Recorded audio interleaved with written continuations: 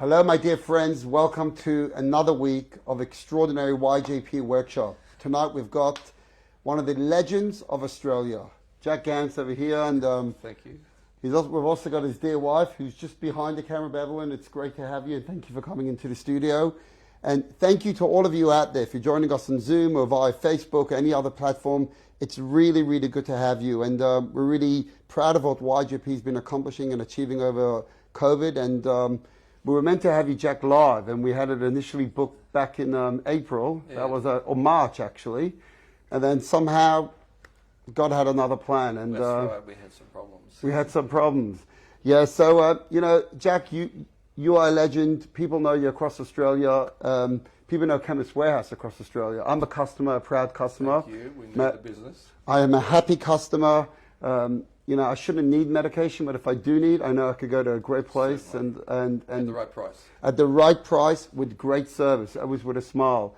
But I want to know, before we get into your business and before we get into Chemist Warehouse, I want to know, who is the Jack Gance that's sitting over here, the family man? Tell us a bit about, you've got your beautiful wife sitting over here. I know you've got two beautiful children and grandchildren. Who are you? Tell us a bit about yourself first. A bit about myself? Yes. Well, I came to Australia when I was 2 years old. My parents were born in Chelm, and they went to Russia to escape the Germans before the war. I was born just after the war, and we came out to Australia without a cent. And just the three of us. My parents worked very hard day and night, and the only thing they were concerned about was education, and education was important. The most important thing that they felt was, that they could give me was their education, and I guess that's been terrific for me. That's amazing. And came here without a cent.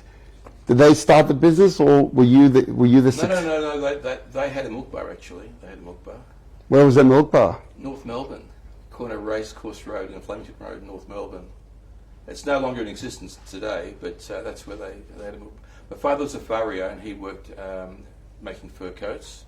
Mother was a dressmaker, and she did dressmaking alterations. They did a lot of piecework, so people would bring work to home, yeah. And they would produce whatever, they'd sew whatever it was, and then they'd come and collect it and pay them so much per unit that they manufactured.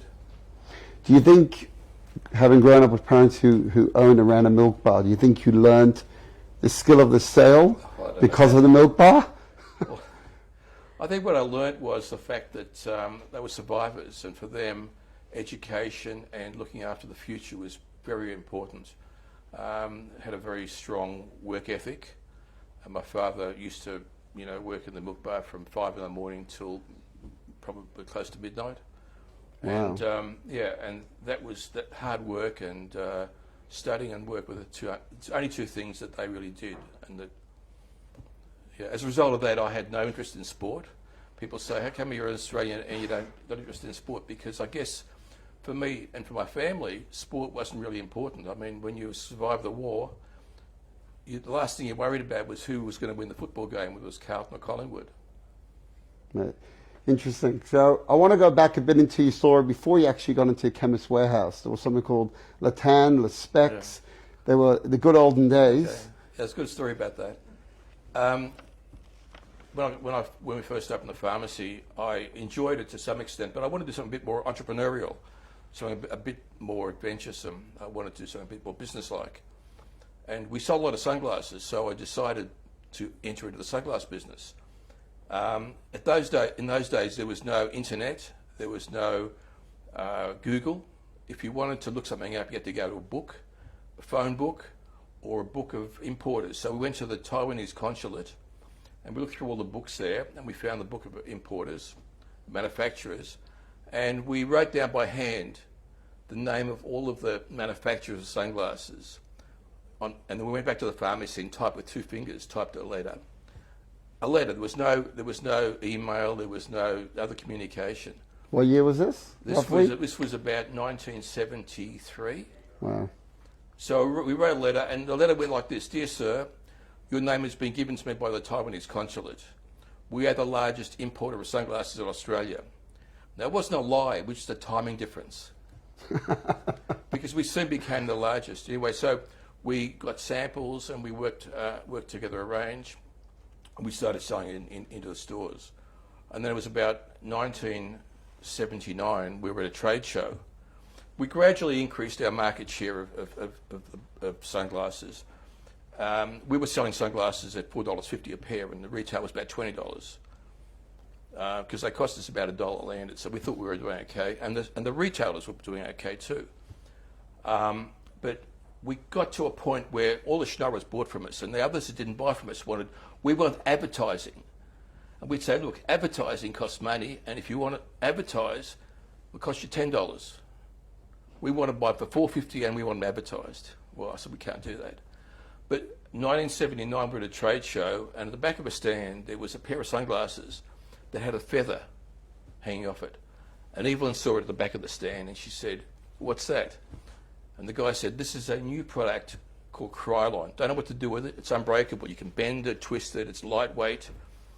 I said, give me a sample. So we took the sample back, went to the advertising agency, and I read a book by John Singleton, the advertising guru, that talked about contra advertising.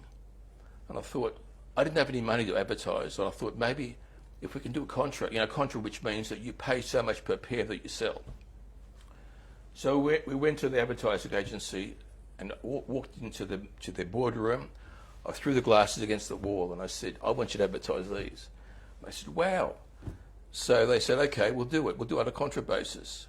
So they went to Channel 7 and they created the TV commercial and the nameless specs, and it became a phenomenon in Australia. Our market share went up like that. We were, we just outsold everything. And from there we went to the next product, which is Latan, and then we went to Australis, etc. And it just became one thing after another. And what happened? Eventually you sold those brands? Well, in 1991, we had a huge business. We were employing thousands of people around the country. But as everyone knows, the bigger you get, the more debt you have. And the French were exploding bombs, and I was concerned about a French embargo, etc. And the bigger you become, the less money you have, because everything's borrowed. And I was just in a situation where someone made me an offer I couldn't refuse, and we sold the business to Graham Morgan in 91. Went back and did an MBA, and at that stage we had 35 pharmacies in partnership. We still owned the pharmacies to consume the pharmacies, even though we were running the sunglass business. We went back and we reinvigorated pharmacy, and we created probably the first real pharmacy group that was really run for the benefit of the retailer and the consumer. We called it My Chemist, and it was today I would call it a pretend discounter. It's a pretend discounter because we did have specials, but everything else was full retail price. But we had specials, we had promotions, we had marketing campaigns, and it went well, and we increased the front of shop business. The average pharmacy then was doing about under $1 million. We were doing about $2 to $3 million turnover. Mainly front of shop. We're doing more front of shop than the average pharmacy. And we grew the stores to 50 stores. So by 2000, we had 50 stores, and it was a nice, stable business, and we were doing well. And I had a thought, what would happen if we discounted everything by 25%? Everything. To make it work, we had to have a big leap in sales. You couldn't just go from what we were doing then to plus 25% and have a 20% discount. We would go broke in that store. But what we had to do was we had to build it up to a much bigger number. And thank goodness that it worked. But it didn't work immediately. It took a while, but it did work. The two biggest expenses in pharmacy are wages and rent, the same as any retail store, wages and rent. And if your wages have a level and you have a turnover that's much bigger than average pharmacy, then your percentage wages can be lower, can be much lower as a percentage of your sales. And if you have a store that does 5 to 10 times the amount of business that an ordinary store does, then the percentage of rent you're paying will be less. So between those two major drivers, we're able to make a profit by having a huge turnover. So our average turnover today is over $12 million per annum, where the average pharmacy is probably about 2 to 2.5. And most of our business comes from front of shop. So we sell a lot more front of shop items.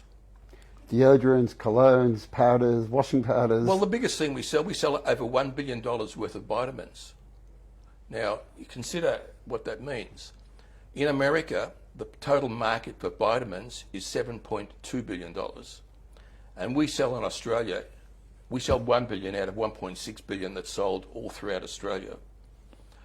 If you work out at pro rata, we're 4 times the volume that they are in America. And that's largely because we have better products. 2, we promote much better than they do. We have better marketing, we have better education, we have better media to be able to promote. And as a result of that, people take more vitamins in Australia than they do in America or any other country. And it's the same with everything else that we do, you know, with fragrances. We sell more fragrances in Australia because we sell, if you buy fragrances duty free, you're paying too much, definitely paying too much. I agree. And if you buy from our stores, they're genuine products, but we just happen to buy them at the lowest possible price we can and pass the savings on, and that's what makes it work. So let me ask you, I was reading you have 8,000 people that work at Chemist Warehouse, 450 plus stores. That's a growing number, I know, so it might ever be out of date by now. Yeah, every week, every 2 weeks we have a new store. So yeah. Every 2, incredible. How do you create a sense of loyalty and trust in your workforce? 8,000 people. That's a really good question. And the answer to that is that we have a culture that goes throughout the whole organisation. Everybody that works in our store has been there for, you know, every pharmacist and every partner and manager has been with us for quite a while. We have about 500 students go through our doors and we train them. We have the best training program, a retail training program in pharmacy. So they usually work for us as a student, as a trainee, and then if they're good enough, they remain as a pharmacist and they become a pharmacist manager. About half those pharmacists that go through our organisation go into industry. They go into industry or hospitals, having learned a bit of retail. Of the other half, about half of them go back to Malaysia or China or Hong Kong. So we have about 100 new pharmacists go through every year. And those pharmacists have a career path that can end up being a partner. We have 217 partners in our organisation, probably more. I don't know them all, but they're all very loyal. And the reason why they're loyal is because we provide them with an opportunity to be able to operate a $12 million pharmacy, which is just impossible any other way. And they have equity in the store, and they make a profit from what they make in the store. So it's a really, really good way for them to be able to get into a business that it's hard today to finance yourself into a business.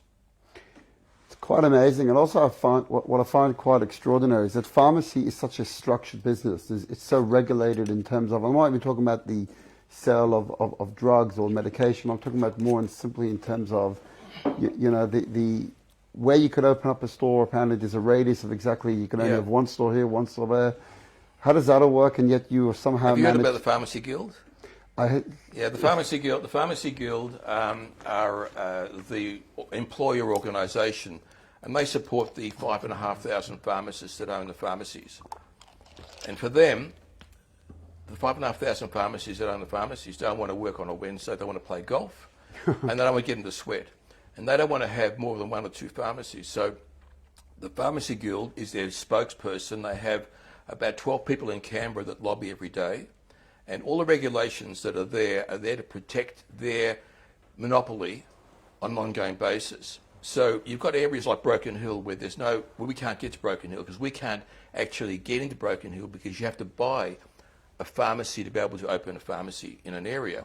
So you're looking to buy one in Broken Hill? I'd love to, but the thing Anybody out there, Broken Hill? Here's your chance. The thing is that in Broken Hill there's 2 or 3 pharmacists that own all the pharmacies, and they're not going to sell to us because their colleagues are their friends, or their competitors are their friends.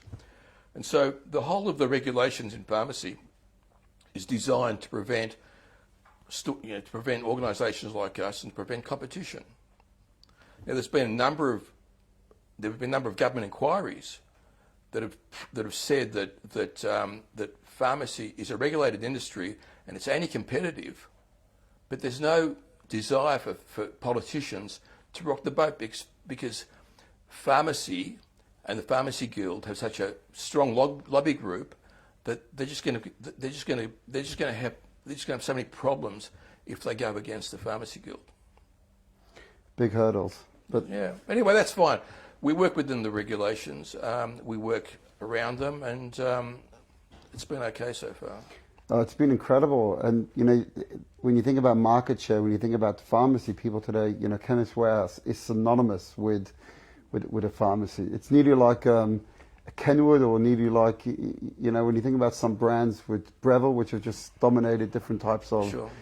So how do you think you were successful in getting such a dominant market share? The reason is because we give the consumer what the consumer wants. When we work on what we want to, when we work on what we're going to promote, what we're going to sell, and number one, and number two, and number three priority is what the consumer wants. I mean, when the buyers are buying, they don't say, what do I like? It's what the consumer wants. Number one. Number two, we give the consumer the best possible price. So if we do a deal and we get a better price, it's passed on to the consumer. So we work like Walmart that has a fixed margin. We have a fixed margin. We have a margin which is not high, very low, but sufficient to be able to cover our expenses and make a profit so we can continue to grow. So when people come to our store, the difference between our prices and someone else's prices is so great that it's unlikely they're going to go back to the other store, except if they've got a headache and they, you know, and they want to get some aspirin straight away. They'll get it there. The biggest complaint we have, I must tell you, people come to me and say, Jack, I go to your shop all the time, but you're a bastard. Every time I go to your shop, I spend more than I want to. I buy shit I didn't think I was going to buy. Because the price is so good. The price is so good. We have a Jewish word called a mitzvah, which is a bargain. And that's right. We all love a good bargain. And I think that's the thing. I mean, people are worried about Amazon and Amazon's effect on it. But first of all, our prices are so much better. Number one. Number two, our retail theatre is so great. People go in there and they enjoy the fact that they can look around and the fact that there's so much stock and there's so much movement and excitement going on, even all those yellow signs, which I personally think is too much. But it's what gives us the identity that I think that continues. I'm just curious, with the name Chemist Warehouse, were you worried that the notion of the word warehouse would somehow imply it's not for the average person to go in and buy? We changed the name a little. We actually had a different name when we started, and advertising agencies have terrific ideas and they have terrible ideas, and the difficulty is to be able to work out the difference between what's going to be a good idea and what's a bad idea. Because when they try to sell you the concept, they really, really sell you the concept. So they came with this concept of Chemistop. We'll stop paying too much, Chemistop. And that was the name we started with, Chemistop. And after a while I said, this is just driving me crazy. It just doesn't mean anything. So we called it, actually it was Evelyn's idea to call it Chemist Warehouse. And, you know, we wanted to be like a warehouse where you walked in there and you bought like a warehouse full of product. And so, yeah, so it's worked. I mean, the model's translated pretty well. We're open in New Zealand. We opened in New Zealand about 3 years ago, and I was a bit concerned about what would happen. We knew we'd built up a good reputation here, and we had a very good following, loyal following. Go to New Zealand, where we weren't known at all. It's just a 3-hour plane ride when you get on the plane, but it's a different market altogether. So we went there, and we built a better store in New Zealand than we did in Australia, because each store is better than the last store because we continue to evolve. We built the best store, and we also could build it where we wanted to. They don't have the Pharmacy Guild regulations they have over here. Oh, interesting. So we could open anywhere we wanted to, and we could open any size we wanted to. So we opened up one store, tried it. Now we've got 16 stores. We're doing about $20 million a year average turnover in New Zealand, which is more than Australia. Each store, $20 million. Each store, $20 million. These are unheard of numbers. But you know what? It's because the consumers, the consumers love it. And we opened up in Ireland about 10 days ago. And do they have a guild there? I don't know if they've got a guild, but we didn't. I actually haven't been over there since we opened the store. I was over there a couple of times with our joint venture partner. But Ireland was a different model again because, first of all, the market's different. It's a long way away. Here in New Zealand, many of the suppliers had head offices in Melbourne. In Ireland, it was totally different altogether. We had to work with a different sales team, etc. But thank goodness, the opening has been fantastic. We're doing better in Ireland than we did when we opened in New Zealand. So we're looking forward to a very, very big future in Ireland and UK, ultimately. And then all over Europe and eventually world dominance. I want to see a Chemist Warehouse in Oxford Street, in Fifth Avenue. In New Bond Street, you want to see it. New Bond Street, whatever. Yeah, I mean, that gives me a buzz to see, when we had the sunglasses and they had red, white and blue on the side, and I saw people wearing them, it gave me a big buzz. I'd say to people, and look at that. And I want to be able to see us have a store in places like that. But you're supposed to ask me about business principles. I am, but I want to ask you one more thing about we had about a year ago one of our best YGP workshop. Clearly not as good as tonight, but one of our best. But you're always getting better, so you're going to be our best, Oh, I don't think so. But we had something called bricks versus clicks. Okay. And we had Murray Freyd versus Ruslan Kogan. Ruslan Kogan obviously talking about clicks and online retail versus Murray talking about bricks and mortar. And I'm just curious to hear your experience. You're talking about opening up now in Ireland. You've just opened up in New Zealand. You're talking about eventually getting to UK, Oxford Street. So that's clearly bricks and mortar. You're talking about physical, But I love bricks and mortar. I'm much more than I love online. But online's great too. We do over $500 million online, over $500 million online. But for us, it's not as exciting and it's not as rewarding as a store. A store's got it's got its own magic. Having said that, what's the day today? The 10th. Tomorrow, actually midnight tonight, will be Singles Day in China and online, where last year we did 180 million RMB in 24 hours. That's about $30 million in 24 hours. Wow. So we are strong online, but if people say to you that online is more profitable than bricks and mortar, it's not true. Really? Because of a number of reasons. Firstly, when they buy online, they're very narrow. They're very focused what they're going to buy. They buy what they go to buy. They might buy a few peripheral things because we try to attract them and say, if you bought this, you'll love this. But when they go to the store, they go to buy a packet of aspirin, they walk out with a whole basket full of other things. And those other things that they buy are often things we make more margin on than the advertised special aspirin $1.99, which we lose money on, but it brings customers in. So online is important because we don't want to give that business away to someone else. And because we're so competitive, we really don't have a problem with Amazon, we don't believe. Our fragrances are far cheaper than Amazon, and we just do our own thing. But I read a headline today of Chemist Warehouse that you've doubled your online presence during COVID. We did. What COVID has done is it's given a number of factors a big boost. Credit cards. We almost take no cash now, which is a problem because credit cards cost us money. I mean, we pay these fees, extravagant fees to Visa and MasterCard, bless you, and American Express. But they've got a monopoly. And the problem we have is when they become as strong as they are, what are we going to do? Refuse to take Visa? What about a Chemist Warehouse credit card? Well, we looked at doing that, and that's something something that we could be looking in the future. We could probably do a joint venture with someone. But in fact, talking about that, we have actually taken equity in a company called FU, F-U. It's a great name it's FU money. Not you guys, clearly. Yes, okay. what FOO is it's a buy now, pay later. Buy now, pay later has become such an important part of our business. Online, Afterpay was doing about 32% of its business online with us. I mean, 32% of our online business was Afterpay. So clearly people like the buy now, pay later concept. And what FOO is, anyone that wants to know, I mean, if you come to Chemist Warehouse, you get a $5 coupon, you'll save $5 on joining FOO. What FOO does is it not just gives you buy now, pay later, but also what it does, it's got artificial intelligence and it's a management of your budgeting.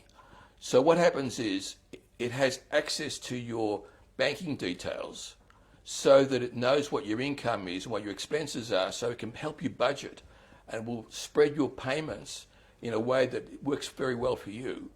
And FOO is the new Afterpay, and we've got equity in that. I'm actually on the board of the FOO company, so I've vested interest. Amazing, good on you. Let me ask you wanted me to get to some of the business questions. I want to understand something. You are a professional, that you're a pharmacist, right? And that's sort of your training, if you like. And yet clearly you owned a pharmacy, you ran a pharmacy, you were selling, looking after prescriptions, selling medication, selling a bit of other things. All of a sudden you're selling sunglasses and you're growing it, you're becoming the largest wholesaler and of sunglasses. How do you change, or is there a dichotomy over there between being a professional and being all of a sudden an entrepreneur? I really don't know. I think it just happens.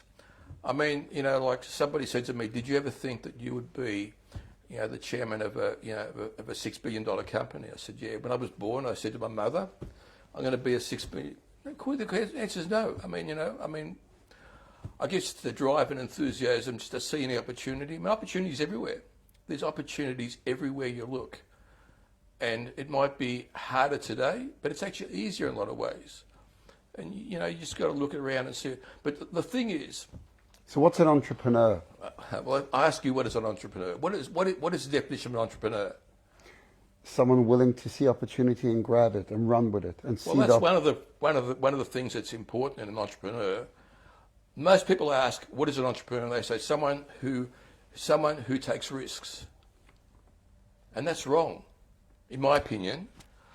When I did the MBA, I spent a semester at NYU, and the professor there said the Harvard definition of entrepreneurship is somebody that pursues opportunities without access to resources. Now think about it. An entrepreneur does not use his own resources, use other people's resources. And they don't take risks. What they do is they take measured steps that have got fallbacks. For example, when we first went into the sunglass business, we didn't buy a year's supply of sunglasses. We bought enough, and if it didn't work, we could sell them in our own stores. We always had a fallback. An entrepreneur uses other people's resources. So, we used, third-party resources. You don't use your own resources until you actually built up a business to the point that you can sustain, owning that asset. Use other people's assets to create a business. Do you think you could learn to be an entrepreneur? You think you have to be, either you're born with it or you're not? I don't know. I think that when I speak to people, I can tell pretty quickly whether they have got the business head cop to be able to understand. Some people just don't get the picture. They just don't understand what business is all about. And it's not just about making money. It's being able to look at opportunities and take advantage of them. But the question you're supposed to ask me, what's the most important business concept that I learned? Go on. You can ask me that. What is the most important business concept you've ever learned? Well, I learned this at NYU, and that is that you never want to get into a fair fight. You never want to get into a fair fight. A fair fight means that you're fighting with someone in a business sense, and it's a fair fight. So you're both equal, or you have similar resources. You never want to get into a fair fight. You want to get into a fight where you have a strategic advantage. Because if you get into a fair fight, you'll end up with bloody noses. Both end up with bloody noses.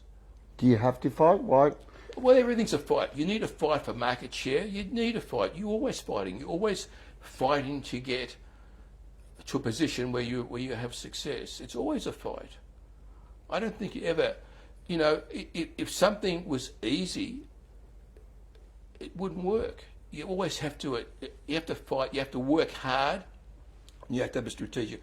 I'll give you an example, which maybe people can relate to. You asked me about property before, so I'll give you an example. Bunnings, which is owned by Wesfarmers, very, very successful organisation, right? So they're here and they're multi-billion-dollar business, and they're owned by Wesfarmers that owns Coles. So Woolworths looks at them and says, we've got about the same market share in supermarkets. They've got a hardware operation that's successful. Why don't we get into the hardware? Seemed like a reasonable thing to do. Masters. Yeah, is that a reasonable thing to do? So what do? If you go into a fair fight, which is what they did, you end up with bloody noses. So who end up with a bloody nose? Woolworths. Because they did not have a strategic advantage. They had zero strategic advantage. The strategic advantage they thought they had was they used Lowe's, which was the big USA organisation, hardware organisation, but Lowe's sent snow shovels, to Queensland, because in the north you need snow shovels in December. Oh my gosh! Yeah, that's what happened. And the other thing was what they said was, we're going to make our place different. We're going to make our business different. So instead of having tin sheds and cheap, we'll build it solid, and we'll have nice floor, white tiles, and we'll have concrete walls, and we'll have really expensive fixtures and fittings. But the person going into Bunnings or Masters didn't want to have their footprints all over the white tiles. And they didn't want to have a female-oriented range of products, which they thought that they would do was to be different. So they had the point of difference that they thought they had wasn't a strategic advantage. And what happened was they ended up losing billions of dollars. And actually, I'm very happy because we ended up with properties. Yeah. So thank you. Well, tell us about, I've got that as one of my questions. I want to know about the consortium you put together with, we know the Spotlight Group was part of it. And well, actually, it was our CEO's cousin, David DePilla, who thought of the concept. And, the interesting thing is, after the event, everyone thinks that it was a great idea, but he was the one that thought of the idea, which was to go to Woolworths and say, I will buy your business, your company. So we put together a consortium, and we bought the Masters company with its $5 billion worth of losses, tax losses, and then we reconfigured all the stores. Some we leased to Bunnings, and some we reconfigured. But they make really great medium-sized local shopping centres, which right. In today's environment, people don't want to go to Chadstone and Northland and things like that. They want to go to a smaller type of centre where you don't have the same people interaction. How's Mitra 10 compared to Bunnings? Sorry? Mitra 10? Mitra 10? Yeah. Mitra 10's okay. That was bought by Metcash, the wholesaler. Right. Yeah. So let me ask you, do you believe the customer is always right? Well, I think you've got to make sure that the customer thinks they're always right. I mean, the customer's not always right, but you can't tell the customer you're wrong. I mean, you know yourself. If you do something and you're not happy, you ring up and they say, no, you're wrong. Did you do the right thing? You're not going to get anywhere. The customer is always right, even if they're wrong, they're right. And we always listen to what the customer says. I mean, for us, the customer's perception is reality. Yeah. I mean, the customer says, I don't like this is crap. Even if you know that it was the best product you ever thought of, if they say it's crap, leave it. The customer is always right. Your customer has to be served like a customer. So let me ask you something. You're talking to, YGP, Young Jewish Professionals, and a lot of them want to have a break in life, want to succeed, they want to work hard, they want to put the effort.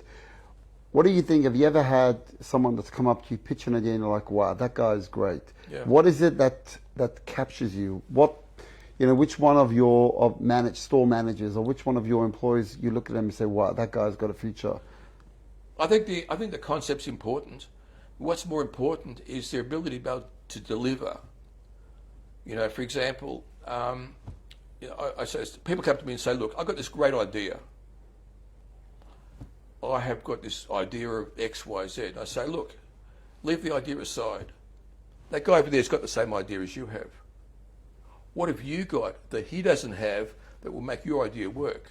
For example, if someone came to me and said, I've got this great automatic dog poo picker-upper. Okay. Did someone pitch that No, to you? I'm just saying if someone did, and they said to me, what do you think? And I'd say, think about the idea. Let's assume the idea is good. What have you got that he doesn't have that can make it work? Is your father-in-law the head of the veterinary association and have access to veterinary distributors that you can distribute to? Because if you don't, he does, and you're not going to succeed.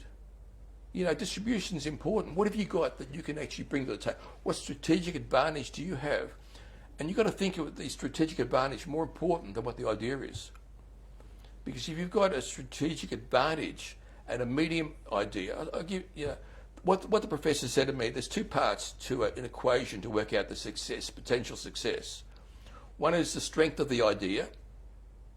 The other one is the strategic advantage you have to be able to bring that idea to fruition. So if you've got a terrific idea that's a 5 out of 5, and you've got no way of delivering it, you've got no strategic advantage, 5 by 0 is 0. If you've got a 3 idea and a 4 strategic advantage, you're far better off than a 5-0. But does that mean someone that doesn't have that unique angle can't succeed? Or I know you'll say everyone can succeed, but it's not really a fair playing field necessarily. No, I'm saying you don't want to get into a fair fight. What I'm saying is everybody has a strategic advantage one way or another. You've got to think about what it is, whether it's your education, whether it's your friends, your relatives, the people, the circle that you've built up. What strategic advantage did you have? I'll tell you what, people say to me, that's bullshit. What strategic advantage did you have when you started in pharmacy with the thing? And I'll come to that in a minute. The thing is that if you don't have a strategic advantage, and if you don't use this, everyone's got a strategic advantage of some sort. You've got to find it. It's more important than the idea. In my case, it was my wife. She's there. But, you like that, right? But if you don't have a strategic advantage, if you're going to get into a fight, why knock yourself out? Have something that has an advantage over your competitor. So you might say to me, what did you do when you started the sunglass business? It was a strategic advantage that no one else had. You threw it against the wall and it didn't break? No. Before that, we started off with selling $4.50 sunglasses, which were the same as everyone else's. But that wasn't enough. What was the strategic advantage? The strategic advantage was that I contacted all the pharmacists in Australia before Chemist Warehouse, because today they would tell me to go jump. And I said, dear fellow pharmacist, why buy from these multinationals that are overcharging you when you can buy from me, a fellow pharmacist? And so they get bombarded with people saying to them, buy my product, buy my product. But I was saying, I'm a fellow pharmacist like you, buy my product. And that got through. And that was the strategic advantage that I had. And that's what I'm saying. You've got to try and find the strategic advantage that you have, because the idea, selling sunglasses is not a very brilliant idea. I mean, there was 50 sunglass manufacturers and importers, or maybe 100 in Australia at the time. It wasn't great. And the sunglasses were the same as everyone else's until we had the specs.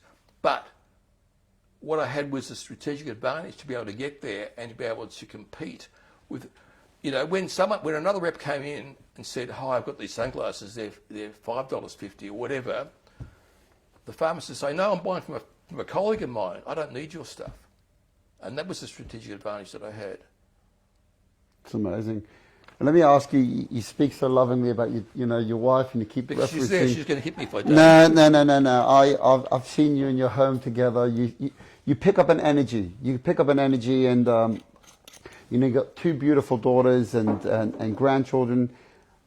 How do you balance? And you're clearly very successful, and therefore that takes time. How do you balance? How do you balance your work life with your family life, and make By sure not that sleeping.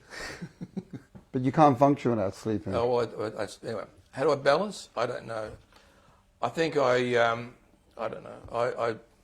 I manage. I mean, I'm doing a lot more today in lockdown than I did before, and I just continue to do more. The thing is, I love what I do. I only do what I want to do, and I love what I do. I get in the morning and I just spring into life.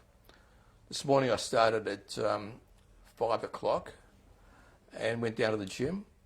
And then we had personal trainer, and I was on the phone all day, Zoom calls, etc. And I had half an hour sitting down. He was probably the only break I had. But I loved every minute. I'm glad we could give you a break. But I loved every minute I loved every minute of it. And we're growing internationally, and we're doing all this sort of stuff. I love to travel. I love to meet people. I love to learn and get ideas from people. So how's COVID impacted your business? You talk about now you're doing all these Zoom meetings, and you know. How's COVID? Well, when we were overseas in February, I saw the figures every day, and I said, what the hell's going on here? Someone's made a mistake. The numbers are wrong, because it's like pre-Christmas. Every day was like pre-Christmas. What I didn't realise was that everyone was panic buying everything, and we had hundreds of millions of dollars extra sales in that period. Then when they put the lockdown, it just, like the shoe dropped and it slowed down. But we gradually picked up. We've now, in Victoria, we're down a little bit. Other states were up. It depends. Like in the city, we've got a number of city stores. We've got some city stores that do $35 million in a very small room, $30 million a year. There's no city customers. There's no students, there's no Chinese tourists, there's no office workers, so that's down about 80%. And Chadstone's probably down as well. But down here in Glen Hartley Road or Malvern Road or in Glenferrie Road, they're doing well because people go to the smaller shopping centres. Overall, we're doing okay. You're doing okay. That's good. Yeah. And are you worried about the future? Are you confident about the future with COVID, or do you think there's going to be? I'm an internal optimist. I don't really worry about I don't look at other. I don't look at my competitors. I don't look over my shoulder. We just look forward and don't worry about what they do. So, are you involved in being the largest chemist? Are you involved in finding a cure for COVID? I mean, they've just made a big announcement this morning. Yeah, they said that Pfizer. Yeah, well, we're Pfizer's biggest customer, so hopefully we should get a few vaccines. So, are you ready for that? Oh yeah, we're ready. We gave more flu vaccines than anyone else in Australia. I think we did 300,000 flu vaccines. At a loss. We lost money on flu vaccines, but that's okay because people came to the store and looked around and they said, "Shit, this is terrific." And I got a flu vaccine. Did you? Yeah. Great. One of your store managers does a great job. Who do you go to? Hannah Duick. And I want to tell you something. You know what? She actually came to, but I want to tell you something quite amazing. I know you're successful. I know what you're saying is true, not just because you say it, also because I've heard it from one of your store managers. The culture, the environment, just enjoying it. It's an enjoyable place to work. So that's something quite magical today, to be able to achieve that. Yeah, I mean, I'm blown away by how enthusiastic the staff are. We have a lot of training sessions. We have ongoing training. We have big conference rooms where we have 500 people at a time where we do training. Training's important. We do online training as well. And the enthusiasm all stems from the fact that the management team get their hands, roll our sleeves up, and we do stuff. Everything anyone's done, I've done. So I know everything that everyone's done. So, we've done it. We don't tell someone to do something that we haven't done. You can't go and tell someone to do something you haven't done yourself. Not without authority and not without, success. It's interesting. Last week we had Gabi Leibovich. I don't know if you know Gabi from Catch of the Day. Yeah. So he spoke actually about he spoke about being a discounter, and he said that was the unique angle of Catch. And he made mention of Chemist Warehouse. He said, you guys are discounters. So what do you think, obviously having you on, and you're saying you're the cheapest chemist, and it's fantastic, you're discounting 25%, sometimes even more.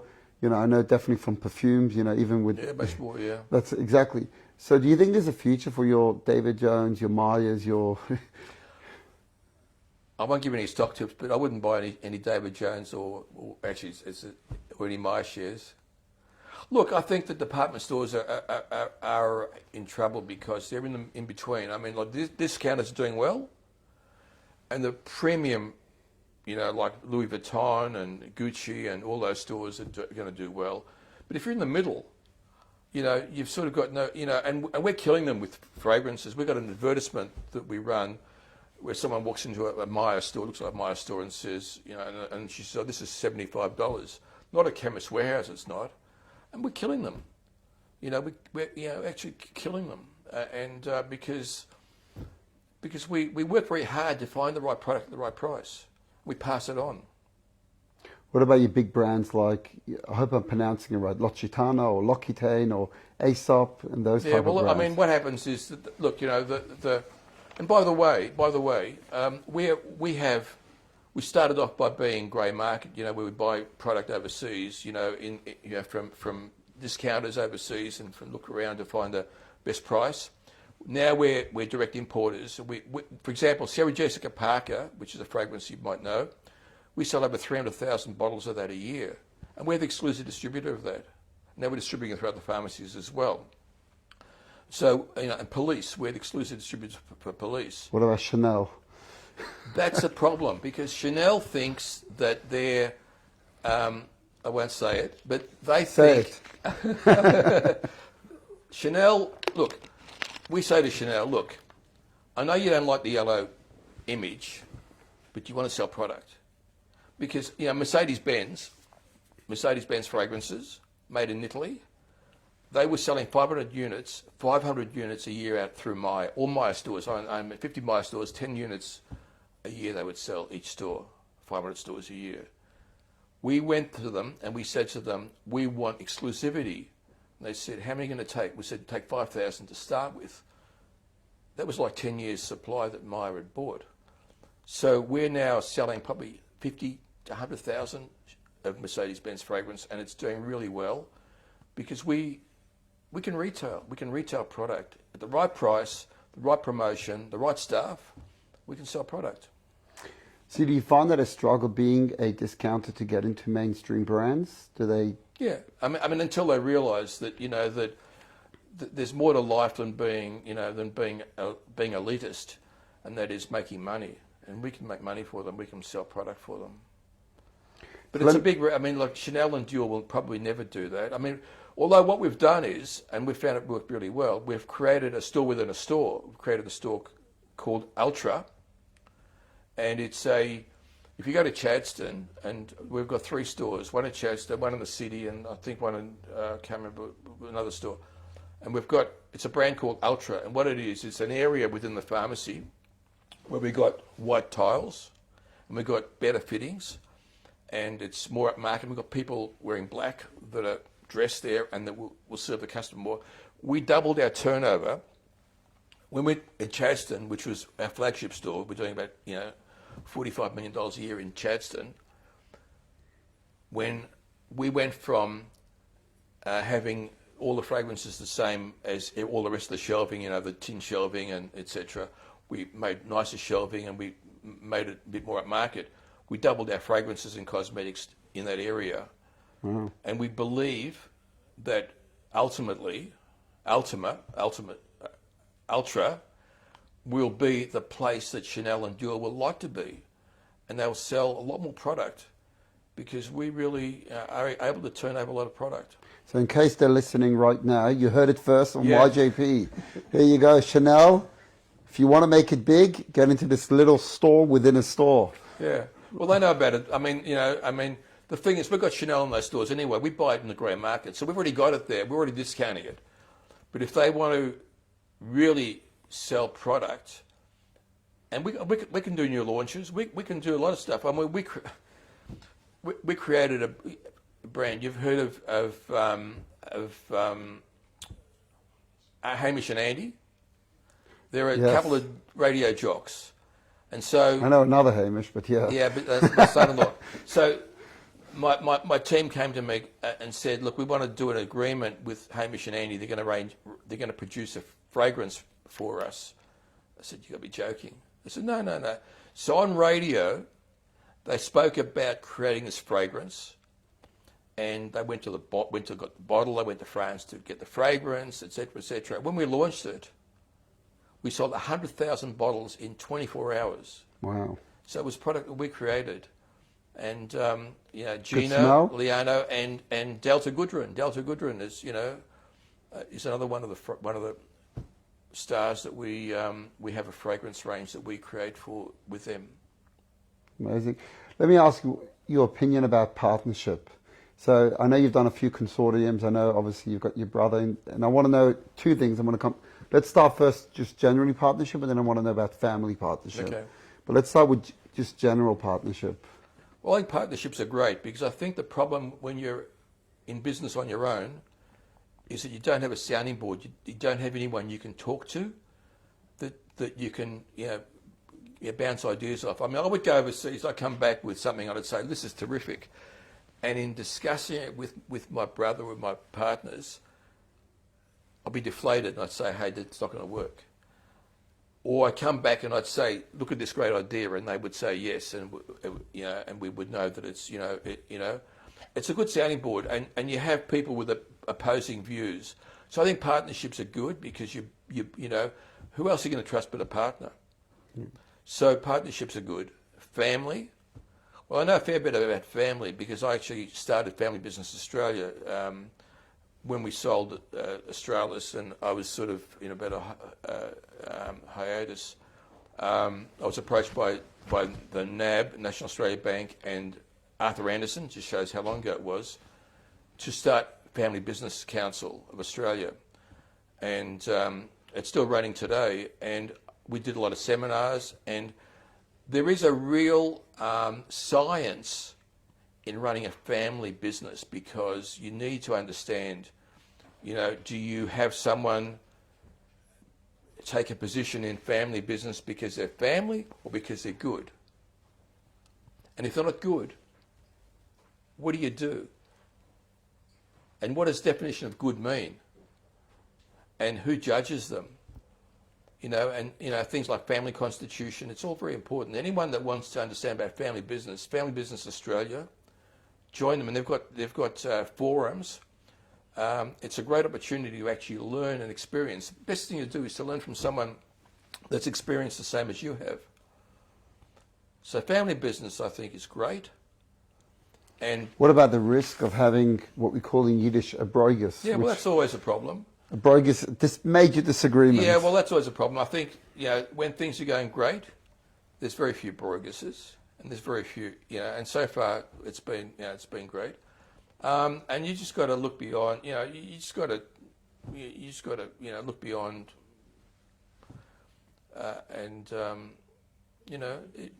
sorry? Be forgiving, yeah, because let's face it, life's too short to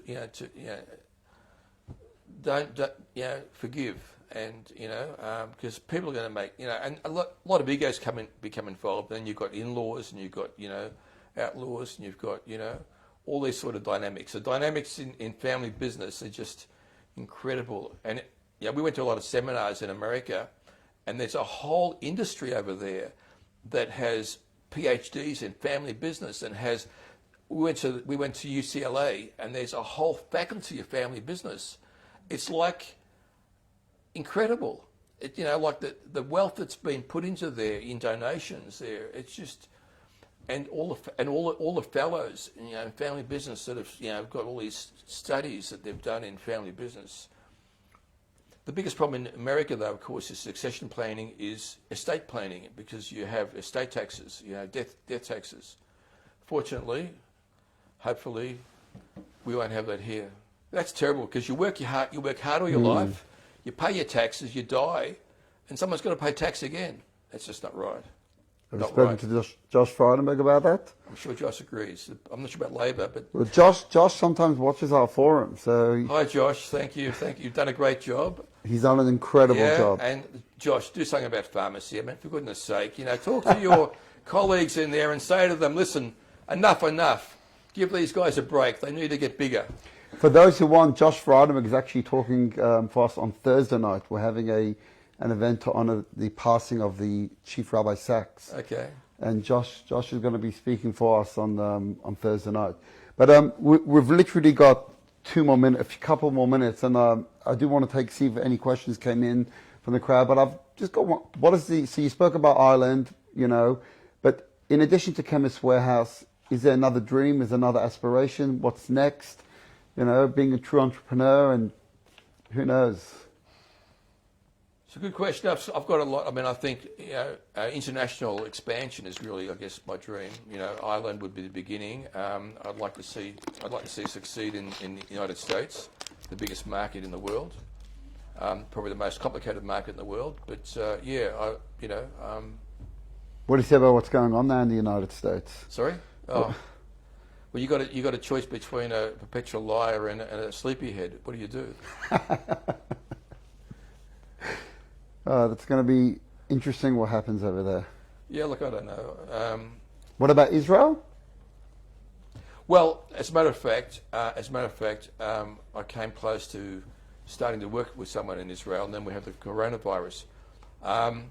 The Israeli Trade Commissioner approached us and said, we're being screwed by pharmacists in Israel. The prices are too high. It's true. They're very expensive there. I went over there and had a look. The biggest pharmacy group has a monopoly, effectively, and the prices are too high. I had some discussions with some pharmacists over there and doing something. They were going to come out here, and boom, the coronavirus came in, and I'm still waiting for them to come. But look, I think there's a great opportunity there. I'd like to have Chemist Warehouse in Israel. I think it'd be great. I think that it would be it'd be good for the people, because nobody should have to pay so much for medicines. seriously. My challenge on YJP is opening Chemist Warehouse in Israel.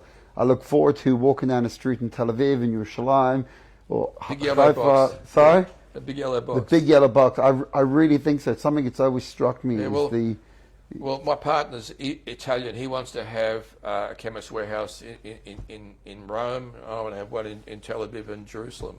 Well, make it happen. Make it happen. So we've literally got time for one or two questions, and we've just got them up here on the screen.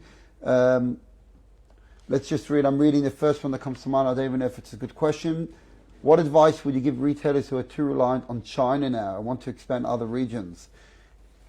Too reliant on China for buying products or selling products? I guess buying products. Well, there's no problem with buying products from China. We buy a lot of products from China. China will supply. There's no delays. There's no problems. What's happening in China is that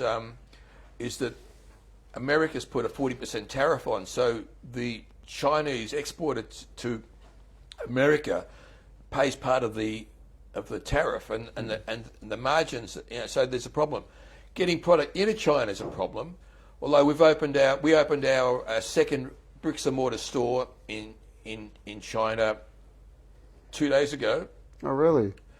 We did $180,000 Australian dollars in 24 hours in our first store there. That's amazing. But when you told me you did 30 million, yeah, that's online overnight. Yeah.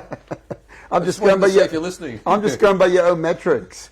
So another one question from the crowd, and then literally we have to stop, is, have you ever considered an own brand? Why or why not? But I think you spoke about it having. Well, actually, one of the biggest profit drivers for us that makes up for our margin is the marketing, is the money we make from the multinational manufacturers for promoting the products in our stores. So we charge advertising, and they are very happy to pay advertising because they sell a lot of product.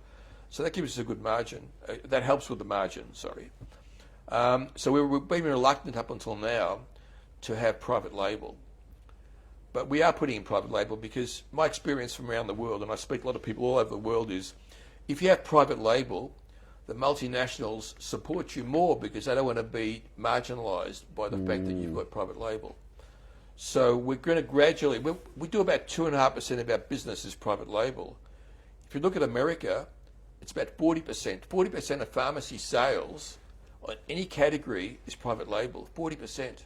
Well, you see all the other retail, I mean, you know, your Coles, your Woolworths, Yeah. your Aldi, they've all done that, so. But it's not all beer and Skittles because if you've got private label, you've got to support it. Right. So whereas a manufacturer supports it with marketing, advertising, you've got to do your own. But overall, net, private label gives you better control. And the other thing about private label is you can provide the consumer with a product that you know the consumer wants. Whereas multinationals manufacture for around the world, and often they don't manufacture for our market. So our private label, which we've got a bit of, we've got two of the best private label vitamin brands in Australia. We've got Microgenics and Wagner private labels that we own. And with that, we can provide the consumer with a better price and a product that we believe the consumer thinks, the consumer tells us is what they want. So Jack, we like trying to entertain. Last word of advice for your average YGP member sitting out there watching tonight. What pearls of wisdom do you want to share as your closing words? I already said everything. But no, seriously, the one important thing is, think about it. If you've got a business idea, it's important that it's a good idea. But more importantly, think of how you can use that idea in a way that gives you a strategic advantage. Because if you can't, think of something else. Love it. To all of you, thank you. Thank you so much for joining us. Thank you, Evelyn, for being over here. Thank you, Jack, for really giving of your time and wisdom. And if anyone wants to, my email address is jack@mychemist.com.au. There you go. You know, if anyone wants to contact me, I'd be more than happy, because I've got plenty of time up my sleeve. That's incredible. But seriously, it's a great world. We've got such great opportunities. Just grab them and look out for what they are. That was amazing. Grab the opportunities. Don't wait for them. Join us again. As I said, we've got a tribute to Rabbi Jonathan Sachs on Thursday night. Our next YGP mentor workshop is next week on Tuesday night with Alison Frames. Alice is a TV star. She was a master chef and is now on TV. Just authored a new book. She's going to come here and talk about her story. So thank you for joining us. Stay connected, stay involved, be inspired. Thank you to Zaman, Yehuda, and Brian who are behind the scenes tonight. But thank you, and thank you to Zami Glasner in the studio over here doing an incredible job. And thank you to all of you for staying connected and being involved. Shalom, and thank you. Thank you.